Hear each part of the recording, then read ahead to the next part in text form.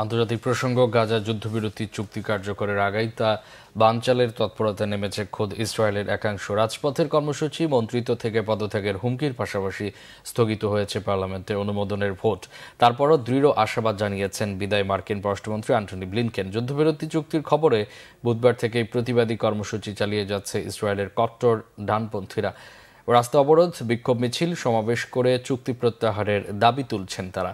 চুক্তি অনুমোদনে ইসরায়েলের পার্লামেন্টে বৃহস্পতিবার ভোটাভুটির কথা থাকলেও তা হয়নি। হামাস সব শর্ত মানবে এমন নিশ্চয়তা চেয়েছেন ইসরায়েলের প্রধানমন্ত্রী বেনিয়ামিন নেতানিয়াহু। নেতানিয়াহুর মন্ত্রিসভা থেকে পদত্যাগের হুমকি দিয়েছেন কট্টর ডানপন্থী নেতা ইতামার বেন গাভির। বিভিন্ন চ্যালেঞ্জের পরও যথাসময়ে যুদ্ধবিরতি কার্যকরের আশাবাদ জানিয়েছেন মার্কিন পররাষ্ট্রমন্ত্রী ব্লিনকেন। মার্কিন পররাষ্ট্র দপ্তরের ওই সংবাদ সম্মেলনে তীব্র প্রতিবাদের মুখে পড়েন তিনি। ফিলিস্তিনিদের গণহত্যার জন্য ইসরায়েলকেও ঢালাও সমর্থন দেয় যুক্তরাষ্ট্রের সমালোচনা আর ইসরায়েলের পারমাণবিক অস্ত্র নিয়ে প্রশ্ন তোলায় সংবাদ সম্মেলন থেকে বের করে দেওয়া হয় এক প্রবীণ সাংবাদিককে।